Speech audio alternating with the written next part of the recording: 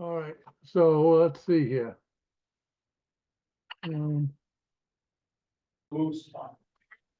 right, we got it now. Okay, well, I want to thank everybody for coming. It's, I want to give a special thanks to Mac McPhee and Paul Goyette for getting the building open and getting the electronics to function. I'm pretty excited for today's speaker, Dale Monette, an old friend of mine.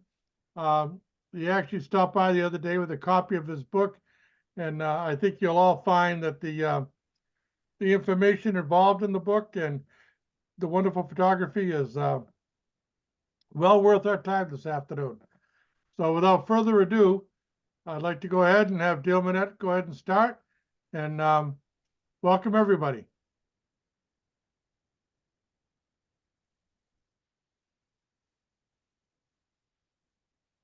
You're good to go, Thanks. Dale. Thanks, Dave. You should have said, "Hey, I'm Mr. Moose," and everyone would have thought the picture was talking. Well, thanks for coming out this afternoon. I appreciate it. This is my fourth book in 10 years. Who knew?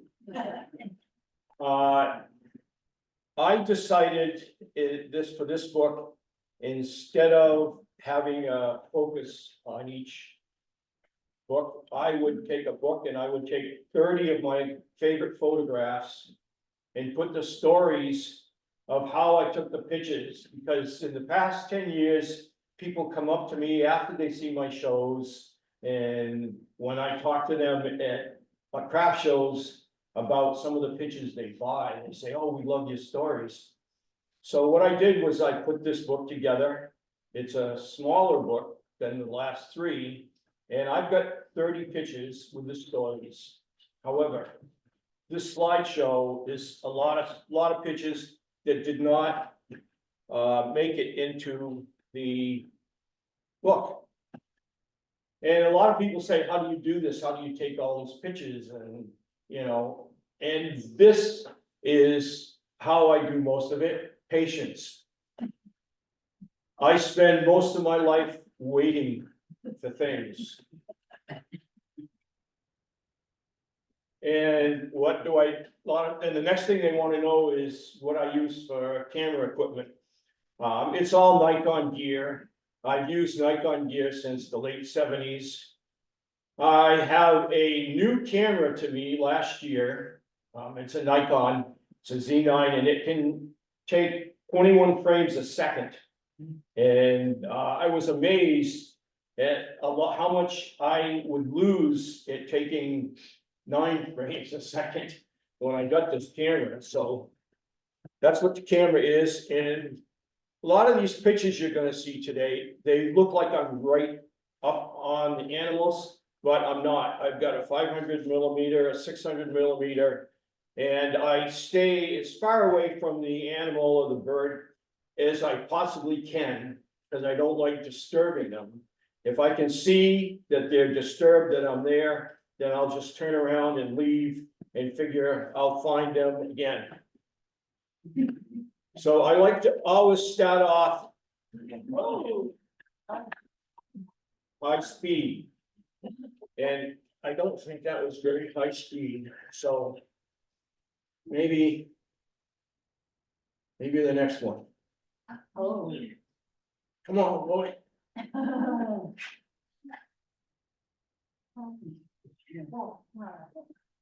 There. It's a little better. I had a series of trail cameras around the North Quabbin area, and I really laugh at some of the hijinks that goes on. I'm a firm believer that animals have a sense of humor. So I'm going to start. This is a sunrise in New Salem. As you come down out of New Salem on the right-hand side.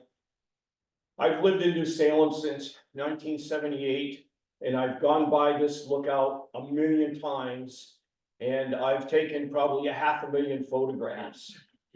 And this is one of them. One of many. 3 or 4 years ago, somebody told me about a heron heronry up in North Orange. And I went up and I found it, and it was a great place to photograph these birds. I've always had a special spot in my heart for great blue herons. So I spent a couple days taking pictures of the herons. And at the end of the summer, I had over 2,000 pictures of great blue herons. So the following year, I went back and I was into it even more. I was up there before the herons even showed up in the spring. They show up in March, and they take a couple weeks, 3 weeks to work on their nests and for them all to show up. And the chicks usually leave by the end of July. So I went through 3 years of herons, probably 30,000 pictures of herons. And this picture stood out of the whole kit and caboodle of the pictures that I had taken. And I thought, well, why don't I do a book? So this was my last book that came out. This was released a year and a half ago. That picture just said cover all over it. And here's some of the pictures that I've taken. This is one of their little mating rituals that they go through in the spring. They're just back from down south, and their feathers are all puffed out, and they're in their adult breeding plumage. Here's another one. When the chicks get to be 4 or 5 weeks old, the adults stay with the nest right up until the birds are about this age. So early in the morning, they have what they call, I call it, a nest change. One adult will come in, and one adult will spend the night in the nest. Obviously, they're too big to sit on the chicks, but they stay in the nest with the chicks. And in the morning, you can see the nest change. If you blink, you miss it. It happens so fast. The adult will come in, and the other one will stand up and shake, and you can see all the feathers and everything, and off they go. And I was able to catch this one. And as they get larger, they spread out the nest. A couple weeks ago, I got a big disappointment. I went in here to take some pictures and see if there were any birds back. There were 5 back, but this particular tree right here, in all of the winds we've had this winter, this particular tree blew over. And there was 2 nests, you can see up on the top there. There was 2 nests in this tree, and it was perfect for photography. So I'm not gonna have as good of a view to these birds as I had in the past. One day last summer, I was in there, and there was a bald eagle. When I walked in, there was a juvenile bald eagle sitting up in one of the trees about 50 or 100 yards away. And he saw me, and off he went. And I kind of forgot about it. A couple weeks later, I went in, and when I got there, there was all kinds of squawking and squealing, and I could tell something was going on. And I looked, and the same eagle was in the heronry, and he was chasing the birds around, and he was going from nest to nest. I don't know if he was looking for food or what, but it was just before the eggs had hatched, or even before they had been laid. So he didn't fare too well against 25 herons. So finally off he went, and I never saw him come back again.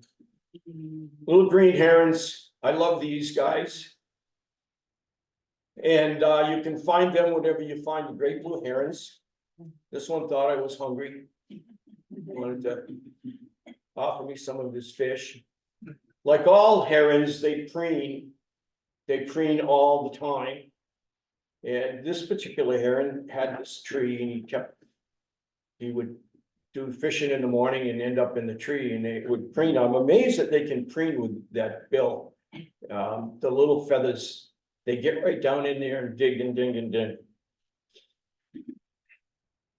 This was taken down in Turners Falls. down in the power canal down there. Great egrets show up in the fall down there, and this was last year. It was fishing, it was out quite a ways. I had my camera on it, and it took off, and it headed right for me. I thought it was gonna hit me in the head. But it landed on the guardrail, took a shape. You can see, it looks like you got black, your skin is all black underneath. A couple years ago, I went in there early in the morning, and it was foggy, complete fog. And I had been seeing between 10 and 12 of them in there feeding. So I waited out the fog. Every now and then one would come flying close enough for me to take a picture, and it was like it was magical, because these birds would just come out of the fog and they'd land, and then the fog would cover them up again. So that was fun. We also have cattle egrets around here. Cattle egrets have yellow legs, where these guys have black legs. And when I'm in the beaver ponds, I'll go in and I'll set up, and sometimes I'll stay for 2 or 3 hours. And when things slow down, I look for things to take pictures of. And here are some quick shots I took of birds. Now, how in the world this grackle ever got 3 or 4 dragonflies in his mouth at the same time, I have no idea. But bluebirds nest, they're cavity nesters. This one particular year, there was a woodpecker hole, eye level, probably 30-40 yards down the shore of the pond. And I was in there and I was watching them go back and forth and back and forth. And I saw the female come flying in and sit on this branch. And right behind her came the male with the dragonfly. And he kept waving it in front of her nose, or her beak, I should say. And she wasn't interested in it at all. And he took off, he flew up a couple branches, and he sat there and he ate the thing. There's a song sparrow with a dragonfly, robin with a earthworm, red-winged blackbirds feeding young. This is real common. You see them flying all over the place with bugs and all kinds of insects. It's a hermit thrush in a winterberry bush. It's a kingbird feeding blueberries to the trick. There's three chicks there. I waited a few minutes. The adult came back in, and this time she came in, she had a big bug. So they feed them both berries and bugs. Bald eagles, I love bald eagles. I was lucky enough to work on the bald eagle program at the Quabbin in the 80s. And if you've got my Voyages, Visitors at Home book, there's a story in there about that whole process of bringing birds in from Canada and taking pictures of, bringing them down with their chicks and letting them raise up until it's time to let them go. And then bald eagles will implant like a imprint, like a salmon, and come back to its natal ponds. And that's what they did. And I was lucky enough to work on that program. This is a bald eagle that was nesting. It is nesting in the Arcadia Wildlife Sanctuary down in East Hampton. There's a pair of them down there, and they are nesting in an old nest of a great horned owl. I have pictures of a great horned owl in this nest at all, also. But the Eagles took it over, and it was originally, it's just right next to a heron.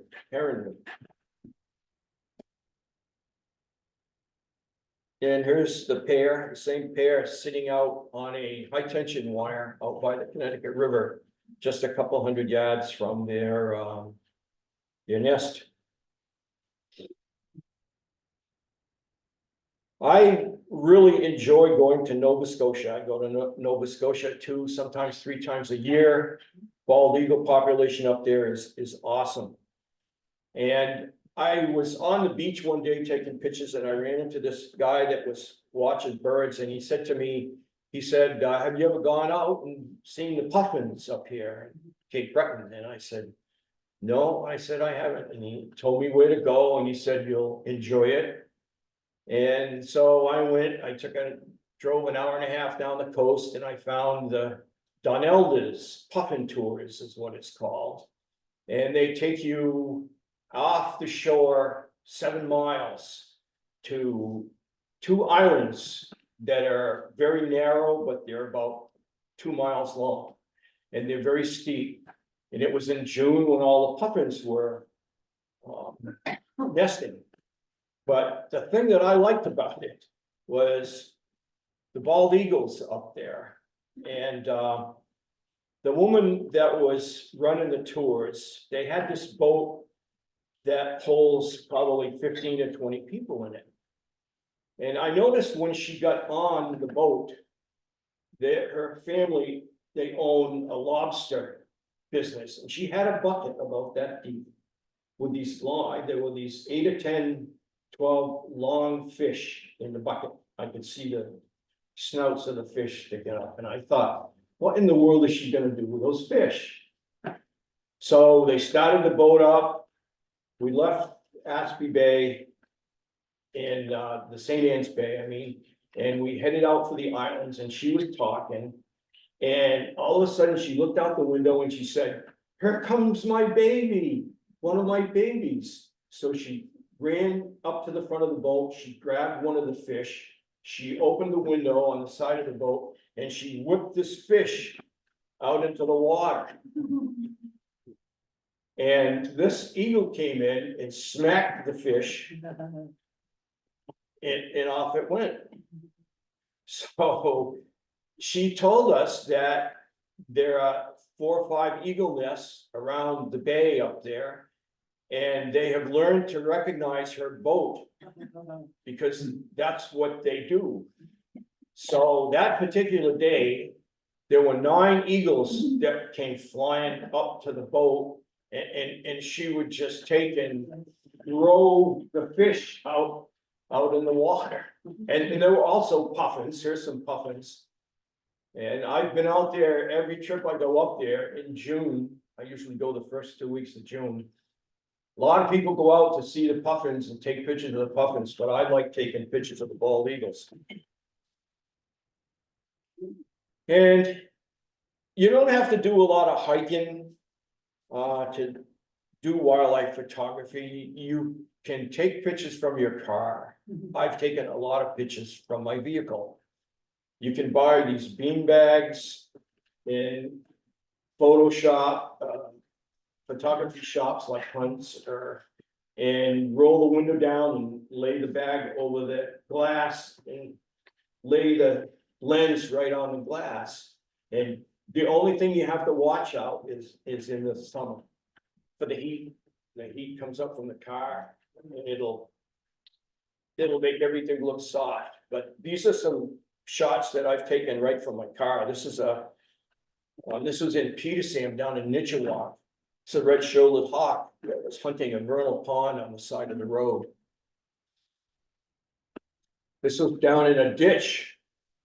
This is a Cooper's hawk, and it was chasing small birds around in a small thicket on the side of a creek that ran right by the road.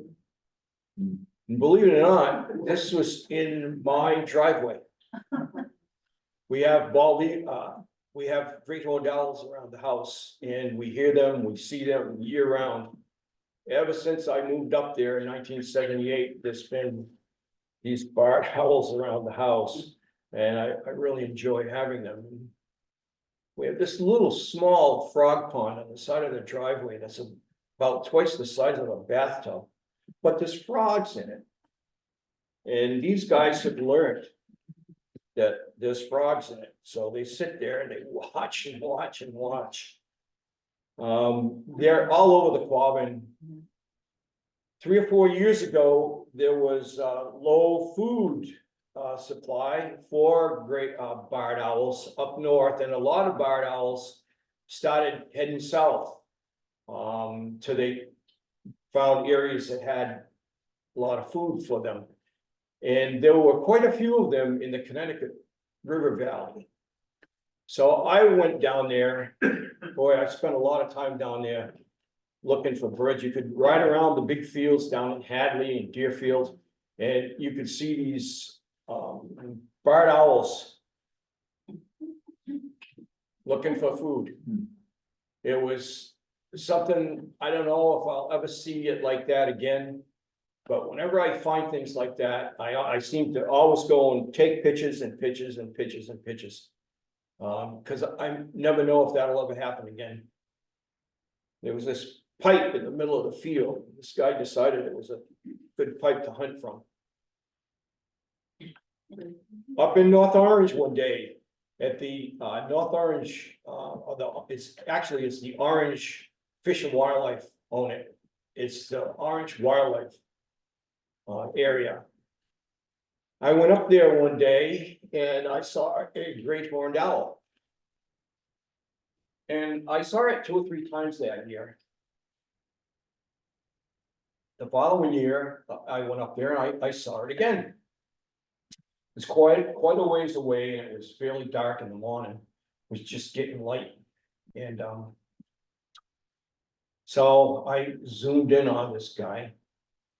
And I was looking at the back of my camera on the screen to see what the picture looked like. And I looked up and it was gone. And I thought, oh man. So the next thing I know, I heard this splash, probably 40, 50 feet in front of me. There was a big marshy area that the herons do a lot of fishing in. I've taken a lot of pictures of great blue herons fishing in there. And there was an opening. And right in the opening sat this great horned owl. And on it, it was sitting on, let's see. I don't know if you can see right there. That is a Norway rat.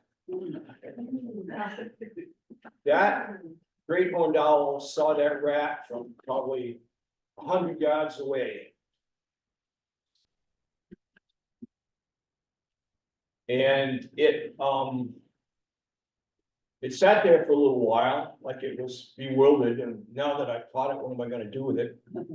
So it flew 40, 50 yards out, and it flew up in this dead tree. And there you go, yeah. You can see it's sitting on the rat.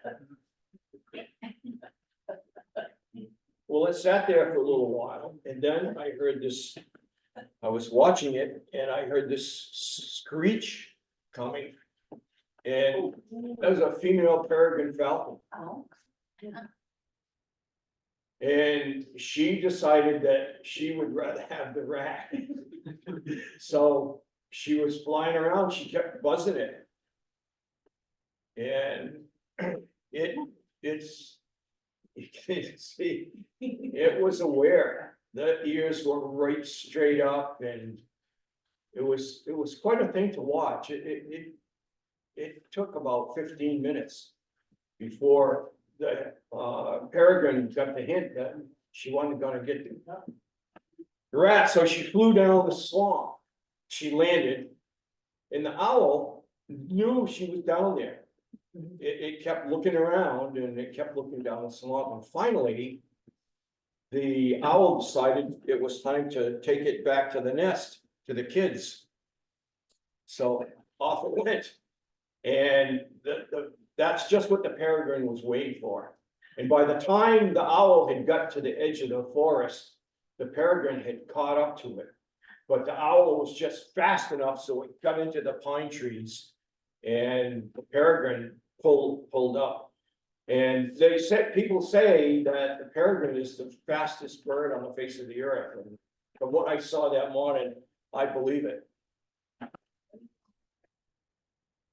When I was thinking about doing the book, my second book, I wanted a picture of a snowy owl. And I asked around people I know, and the only snowy owl I could find was down in Statuesque National Wildlife Area, which is on the coast of southern Rhode Island. It took me about 2 hours and 20 minutes to get there. I left about 4 o'clock on a Sunday morning in early March. And it's similar to Plum Island, if you've ever been up there.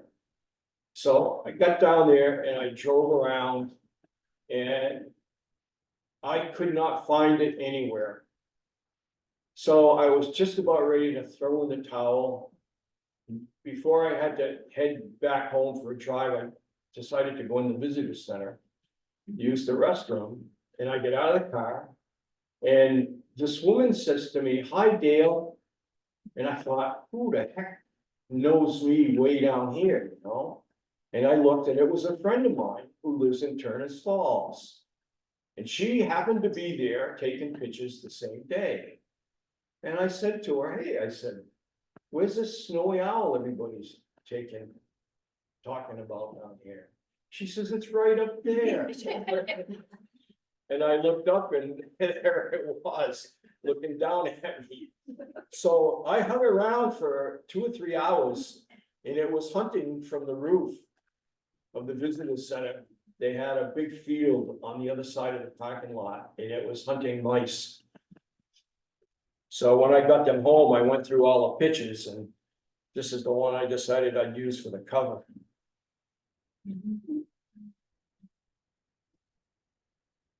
This is a great gray owl. These are the largest owls in North America.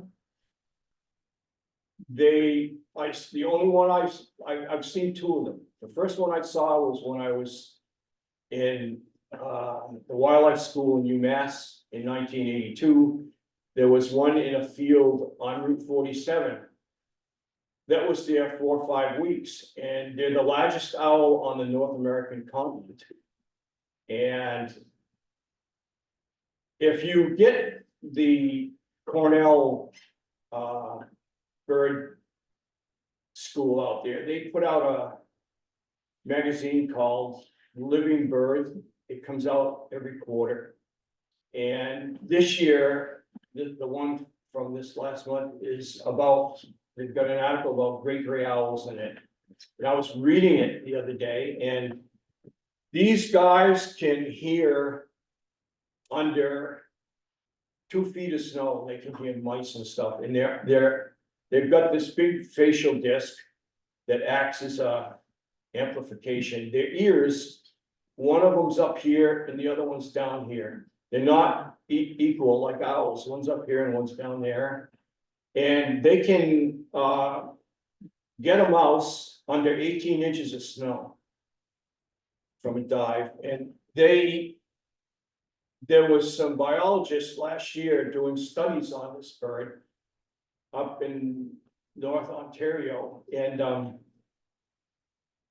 they put 40 microphones under the snow where these owls were hunting. It's a real interesting article to read. Another thing it said that these owls can crash through crusty snow that can hold a 175-pound man.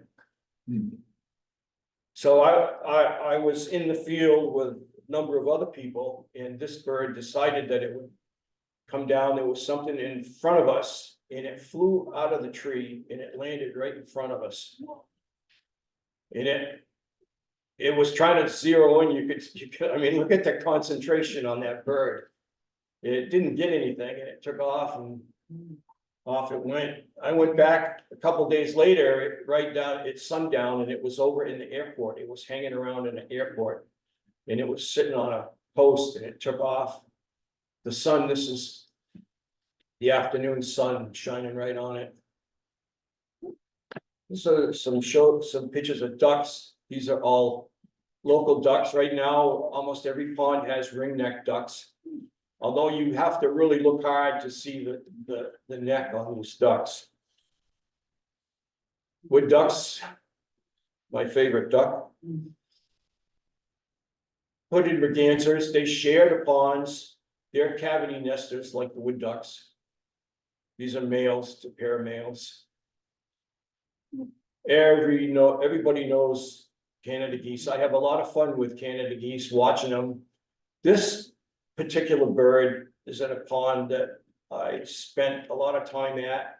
And these birds are in my first book, the Quabbin Watershed book. This one has a band on it. And he was there three or 4 years in a row that I was taking pictures down there. There he is. And I noticed a couple of years ago that the two geese that were in there, they both hopped up on this big hump of grass and mud that was out in the pond, and neither pair was banded. So I don't know if they have been replaced by a new pair of geese, or the male was replaced, but anyways, the two birds that are in that pond right now, and this is one of them, they do not have bands.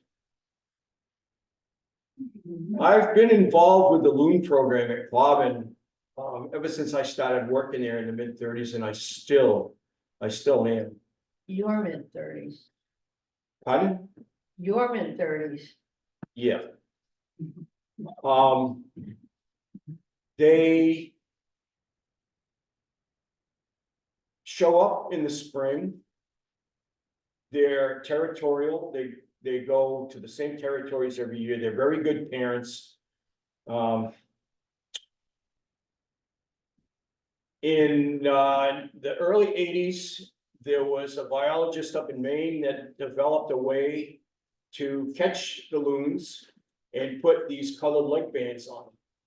And it has changed the whole way the loon population is studied. They have a database now. The loons are caught at night. I've gone out with them a couple of times, and it's quite something to see. They take blood from the loons. They look for lead poisoning in these birds. They look for mercury. There's a whole mess of things that they use, but they've got this database, and they can tell by just the bands in which order they put on their nest. They can tell where these loons have gone and where they come to. It was thought that they nested for life, they paired for life, mated for life, but it's not so. And there's a shot that I took of a loon taking off. Loons take off, they need 50 or 80 feet or more of water. See, their legs are so far behind that they can't just jump out of water like a mallard. They need to get up and get a run and start. A couple of years ago, I got an email from Dave Small, who told me, I think it was Ernie LeBlanc had found these sandhill cranes up in the Royalston wildlife area. So I dropped everything I had and put it in a car and drove up there. And sure enough, there were 10 of them up there. I think there's only 8 there, but there were 10 of them up there. And I was there 45 minutes before they decided it was time to take off, and they all took off and they headed dead north.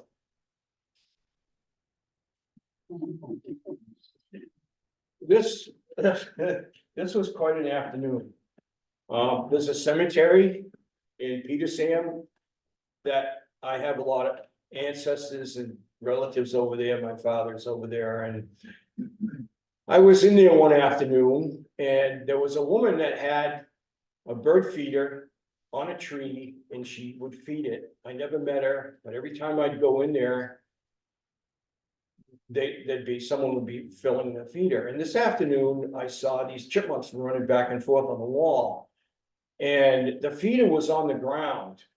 So these chipmunks were robbing what was on the ground in the feeder, and they were hopping up on this long, the wall's gotta be 50, 80 yards long, and they were going back and forth and back and forth. So I had my equipment in the car, so I got out my 600mm telephoto lens and I set it on the tripod and I aimed it at the wall. Well, I was so close to the wall, the chipmunks would run down the wall and they'd get just close enough to me and they'd drop off the wall and they'd run in the woods and they'd come behind me, they'd come back up on the wall and they'd continue on their way. So I'd move a little bit this way. And the next time they did it, same thing. So I moved a little further this way. So finally, I got out there, so they were far enough so I wasn't bugging. I took 357 pictures of these chipmunks. And out of the 357 of them, they're so fast. If you think chipmunks run fast, you should try taking photographs of them and catching them in the air. But they would run on the same route, like it was a road. And they would jump off the same stones. So I took 357 pictures. I had 25 of the pitches where the chipmunks were in the air. And only five of them, everything was in focus. And it took me about 2.5 hours. But it was an afternoon I'll never forget. Fishers, they're not cats, they're a weasel family. I've always tried to get photographs of fishes. When I see them, they're usually running across the road 100 miles an hour. Or I've seen them up in a tree. But this one particular day, I was headed through Wendell. And I saw this animal in the middle of the road. It looked like an otter, but it was a little smaller. And it saw me coming and it jumped into the snow. I went by it and I thought, geez, that's a fisher. So I pulled off down the road, got out, walked up the shore, walked up the side of the road, and this fisher had found a porcupine that had been hit by a car and bulldozed into the snow. These are the only animals that can feed on porcupines because they'll flip them over and they'll kill them and feed on them through the belly. So they avoid the porcupines. However, this guy wasn't so lucky.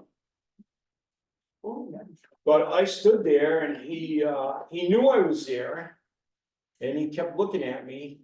And here's one of the perfect examples. It was a tough winter and I knew he was hungry. I think I took 15 pictures of him and then I turned around and I left. And as I drove off, I looked in the mirror and I could see him really chowing down on that skeleton, that was left of it, this part of it right there.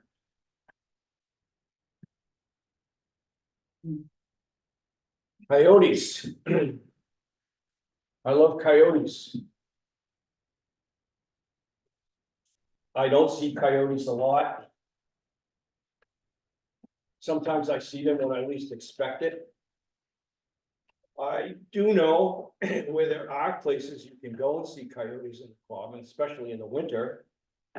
I was in a beaver pond in New Salem one day, and there was a field that was about half the size of a football field. And it was all grown up. And I had been standing in the field and I was looking out towards the pond and the field was on my right. And I just happened to be looking over there. Just perchance, I was looking over to my right. And I saw this coyote come up and then go down like it was like its feet were on fire or something. So I could see where it was going in the grass. And I watched it a little further and it was obvious to me then that he was hunting mice in the field.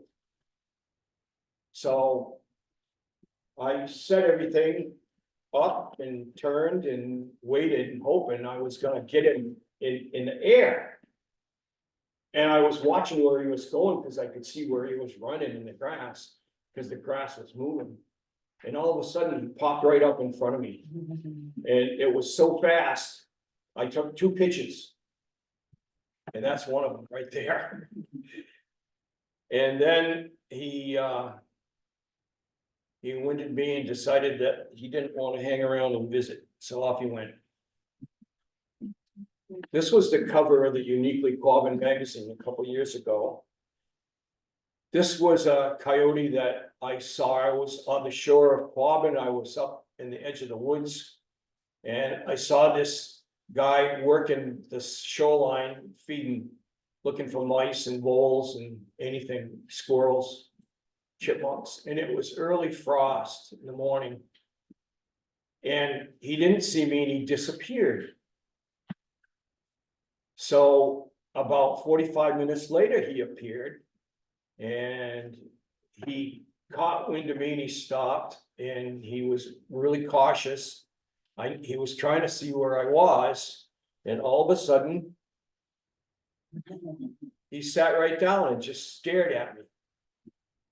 And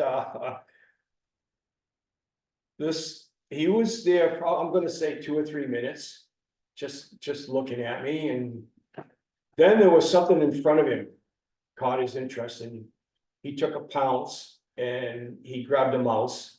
It was a mouse or a shrew or something, and then he went up to the edge of the woods and took one look at me, and up in the woods he went. So about a year later, I was in the exact same spot, and he was running down the shore, and he came up on the rock and spotted me standing over there and stood there and looked at me for a few minutes, and off he went. So I saw him three years in a row. I saw him. I could identify him by his eyes. They look right through you, but he's got a lot of white on his chest, and he's got, on the other side, he's got a big white patch that comes down on the other side of him. I was driving down South Athol Road actually it was in 2016, and I saw this dog walking up the side of the road. So I pulled over in my car, and the cars that were going by me, every time they'd go by this animal, it would go down into the ditch and then it would come back up. So I looked at it with the binoculars and I could see it was a coyote, and I've never seen a coyote this color, and all the coyotes I've seen. And it was on a mission. It was going somewhere, and I took the picture through the windshield.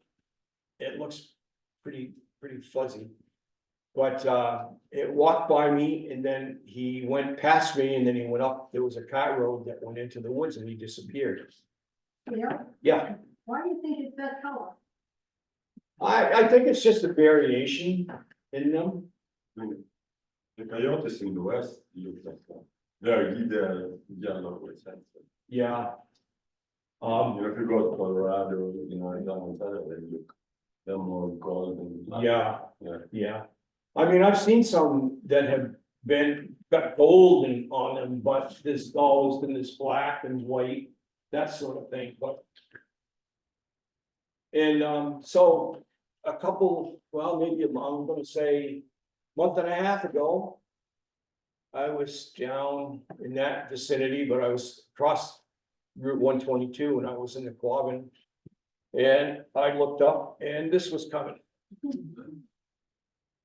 So I don't know if that's the same coyote. As the crow flies, I was probably 2 miles from where I saw that last one. So that's 2 of them like that. I was down Gate 35 Road in a blizzard one day. And I saw a whole pack of coyotes. Back in the 70s and the 80s, before they started the deer hunt in Quabbin, there were almost 50 deer per square mile in Quabbin. There were deer everywhere.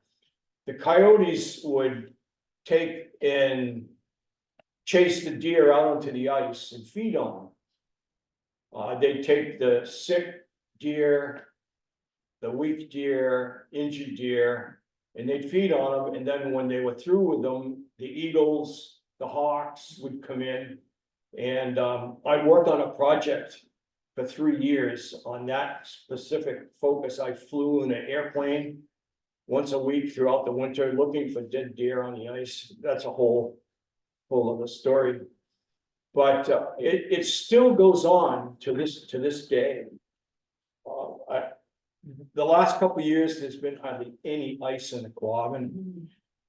And during COVID, there's so many people have been into Quabbin that I think there's been so many people in there, a lot of the wildlife has just decided they can't hang around and they've moved out. One day I was in the Quabbin and on the shoreline, and this guy came flying down the ice. And someone had given me the tip that there was a dead deer that the coyotes had killed on the ice. So I have quite a few pictures of this episode here. And this was a couple weeks ago. And I got this one night. If you watch, this is a whole family of coyotes. There's one here, there's one there. There's one right there. I think it's an adult. See if we can see that again. There's one adult in the middle, and you watch the adult. I don't know. That's the adult, but you'll see there's one larger than the four small ones. See, there's the adult right there.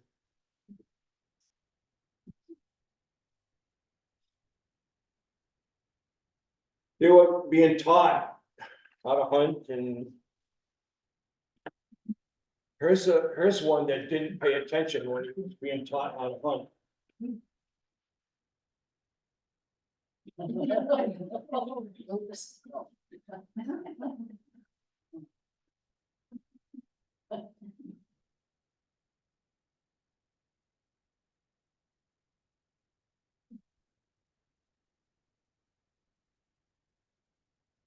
Okay, Dale's photography tip. When you go out taking pictures, make sure you take a snack with you. Because what you do is you keep it in your pocket. And the colder the day, the more miserable weather, the better this works. After you've been there for 2 or 3 hours, take out the snack, take your gloves off, shut your camera off, start to open your snack, and something will appear. Works for me every time.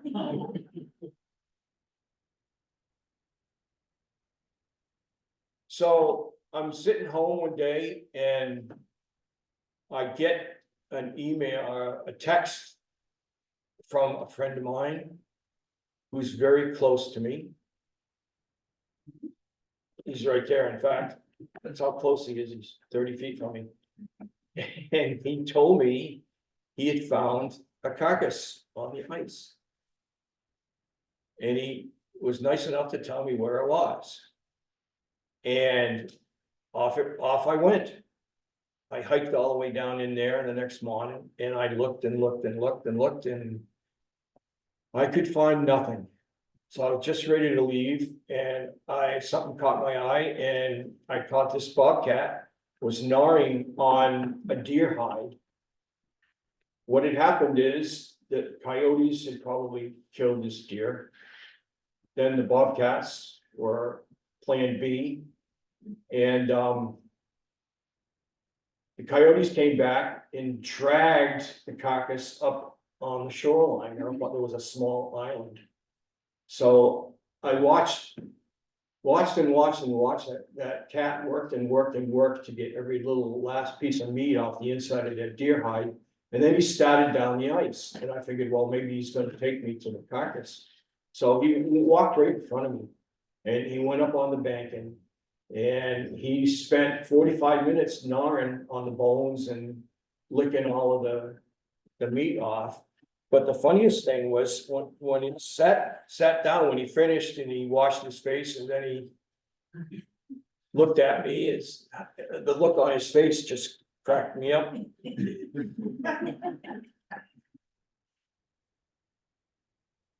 And this is my backyard bobcat. This guy, we see him around the house a lot. Last year, when we had a nice storm similar to today, we had a lot of trees come down.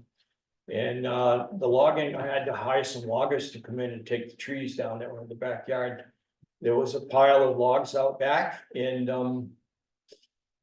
we have 2 indoor cats that we got from rescue, and they were both sitting in the big window that looks out back into the yard, and all of a sudden they both took off and they went down the stairs, one right after the other. So my wife says, "What was that?" So I said, "Geez, I don't know." So we walked over really slow and we looked out in the backyard, and this guy was sitting right up on top of the log pile. So the only lens I had in the house was a 500mm lens. And I knew that was gonna be too big. I wasn't gonna get the whole cat in, but I had to take a picture anyway, so that was the picture that I came up with. This is the 3rd or 4th time we've seen it. We watched it one morning, a couple of years ago, actually. Hide under the picnic table. And it picked a gray squirrel off under the feeder. Dragged it off up into the woods.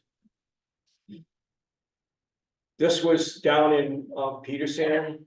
This cat was hunting on a grown over beaver dam. This is a beaver dam. The water was down and it was hunting. After I took this picture, I put a camera out there and I've got a picture of him hunting for fish on this log. They will hunt for fish on the shoreline. But he disappeared. And I went looking for him and I thought, oh man, you know. I wanted to take some more pictures, and I thought, I'll never get a chance to take a picture of this cat again. And I kind of figured I blew it, you know. So I went back where I was and I set up and I was there another half an hour. So when all of a sudden I looked, and out from the bushes, it come. So I took a few pictures and lo and behold, I said, I should write a book.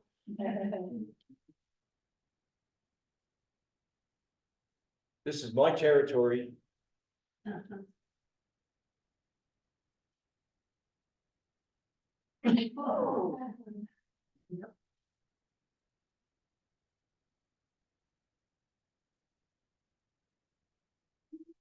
I love otters. I never know when I'm gonna see otters. I saw this otter with a couple of young ones. I knew the pond they were in, there were a little small hole in the wall. So I walked down and the sun was shining right on this one particular stump. And I thought, if I was an otter, I'd haul up on that stump and eat my fish. So I was focused right on it. I had everything ready to go. And up she came, started working on a fish. So not 2 or 3 minutes after I started taking pictures, the kid came up. So that was the right place at the right time. And there they both are, looking at me. This was a couple weeks ago. chasing fish. I have a lot of deer pictures. Everyone knows what deer are and everyone's seen deer, so I didn't put them in, but this deer kind of different. It was on the side of a road. And the road that I was on, was right near the hunt. So, in the Quabbin hunt. So I took this picture. This deer didn't seem to want to budge. So I took this picture. And, couple weeks after the deer hunt, I happened to be back in that area and I thought, I wonder if that deer got shot in the hunt. I hope not. It didn't. It was peeking around at me on the tree. This bear hopped up on a wall one morning. And I had no idea it was gonna show up on me. I didn't see it coming. It scared the living bejesus out of me. I was taking pictures of a beaver lodge. The beavers had gone in. The wall was 30 feet to the left of me. I was trying to decide whether I was gonna hang around and wait for maybe some otters. And I heard this crunch and snap, this little grunt noise, and I looked over and there was this bear at the wall. And I didn't know, I was hoping that I didn't see a couple of cubs with it, because I might have been in a lot of problems, had some problems. So anyways, it just looked at me and I looked at it and I looked right into its eyes and it looked right into mine. And didn't move. And I didn't move. So slowly I moved my hand up and I turned the tripod. I had my tripod. I use a tripod for almost everything if I can get away with it. And I turned the lens around and I took 2 pictures. I had a cable release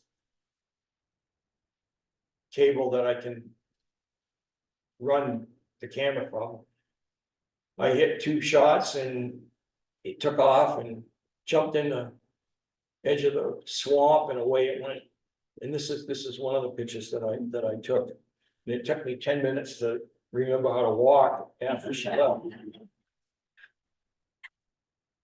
And then one day I saw this female at the base of a tree and I was trying to decide whether she had young ones with her or not.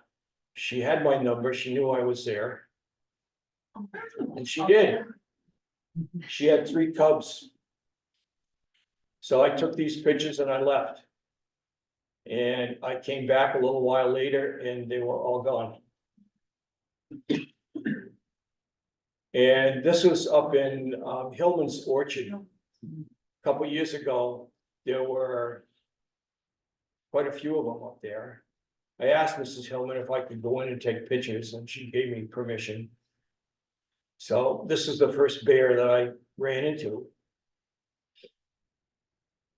I was there quite a few times. I was there in the morning and then there at dusk, and I went in there one day in a pouring rain. In the morning, 10 o'clock in the morning, and I thought, I'll take a drive up and see if there's any bears out in the rain. So I drove up there, I put my rain gear on, I put my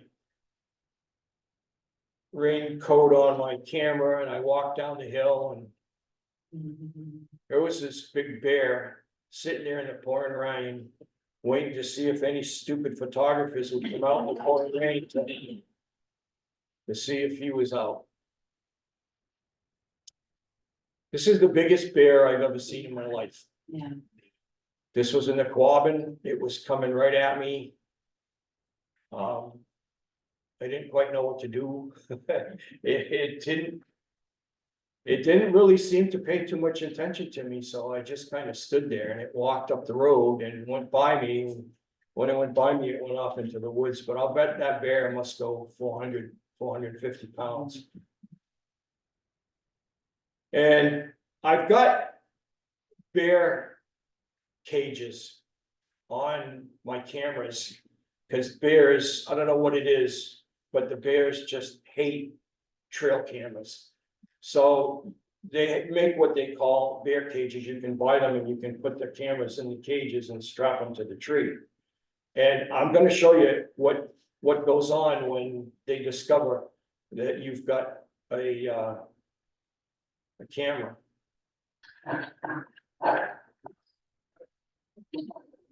These are two pumps.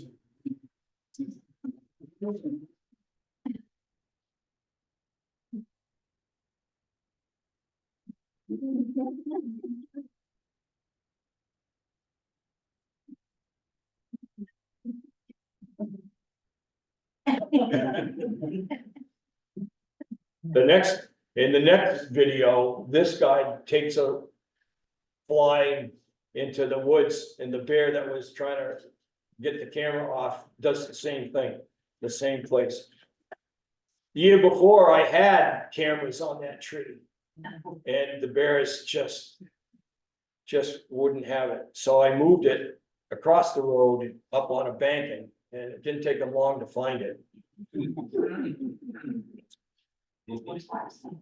The day that I put this together, Rocky was ripping off Mrs. Hillman's apples. So all I've got are moose pictures. This is the guy on the cover.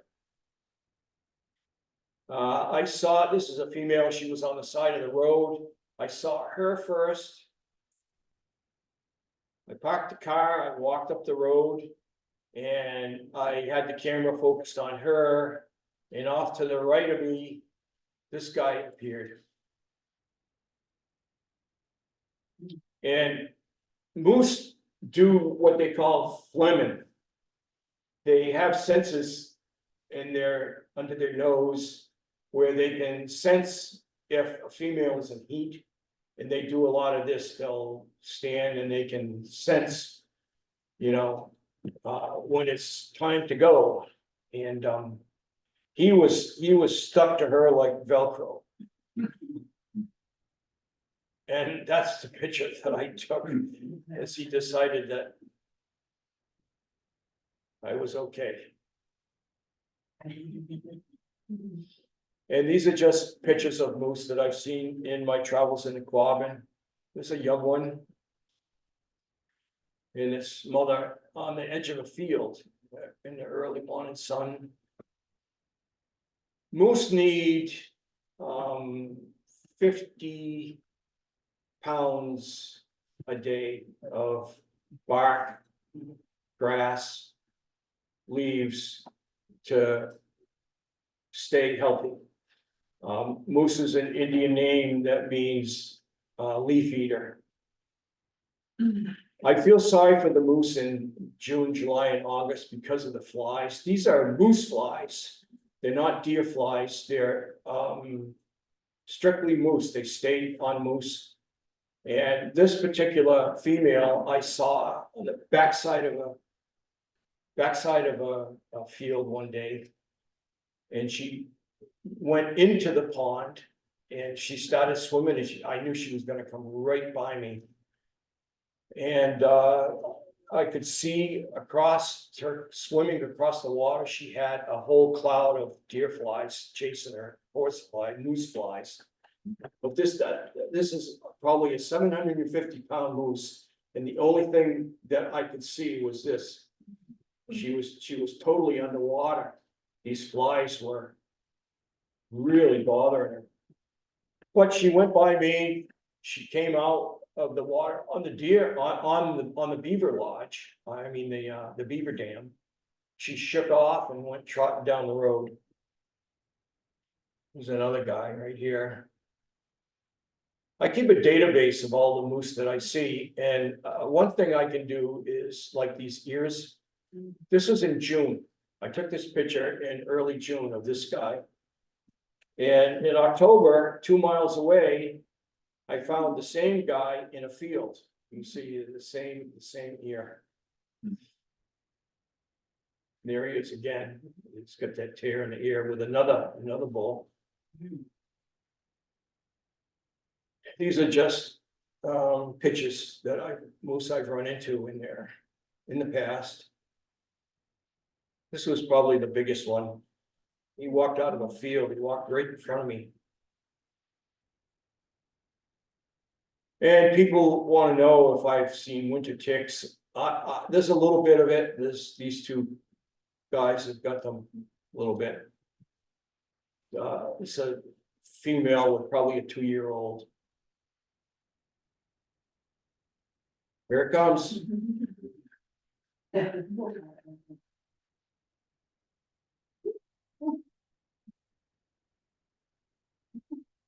And probably the weirdest thing that I ever had happen was I spent a lot of times with beavers, taking pictures of beavers, and I love watching these animals. And on my webpage, I've got quite a few beaver ponds. I got an email one day.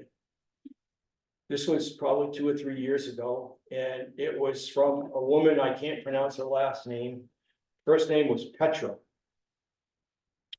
And she told me she had been on my page and she loved my photographs and she wanted to know how much I would charge her for some photographs of my beavers. And it was kind of broken English, and she signed her name, and underneath her name, it said, Director, Ljubljana Zoo. Huh. And so I Googled her name, and she was in fact the director of the Ljubljana Zoo in Slovenia.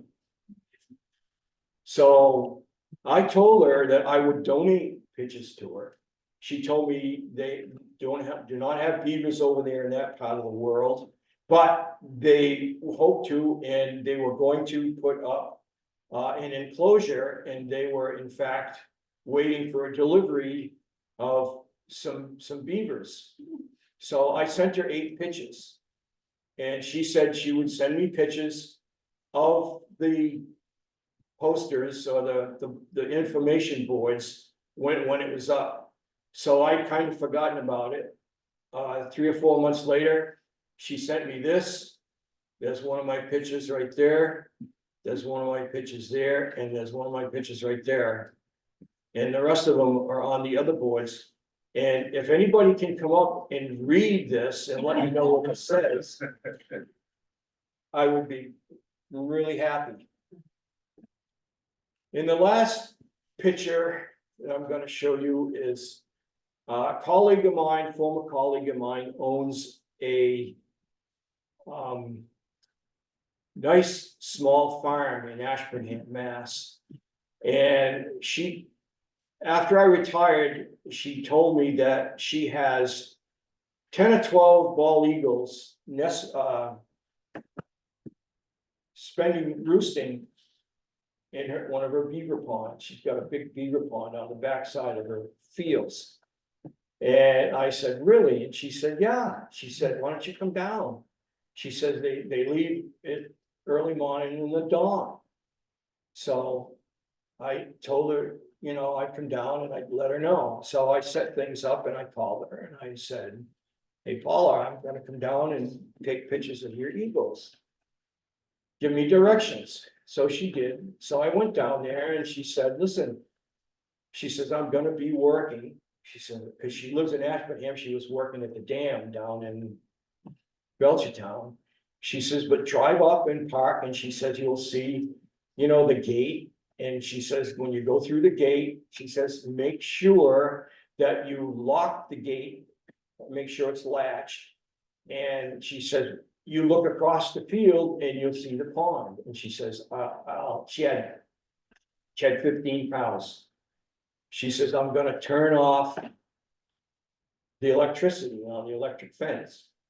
So, she says, and she says, you'll see a stick, a big stick. She says, make sure you take a stick with you when you go.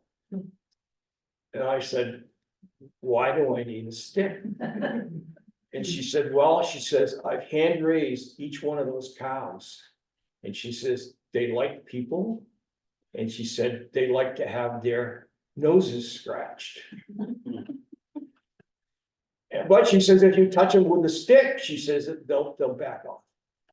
So I went down there put my backpack on, went through the gate, got the stick, started across the pond. The cows were about 150 yards down under some trees, and they were all looking at me. So I thought, piece of cake. So I started walking, I got halfway across the field and I turned around and I looked back. And here they come. So the faster I started going, the faster the cows came. So I got right to the fence and I took my camera bag off and I threw it through the fence and then I climbed through the fence and I stood up and that's what I saw right there. So I took my cell phone out and I took that picture and I scratched a few of them on the nose and then they stayed there and I was there for about 2 hours and all the 2 hours they were there. I thought, how am I gonna get through here to get out of here? But I didn't. They finally they left. So, and as the Daytona racer Ricky Bobby says, if you're not first, you're last.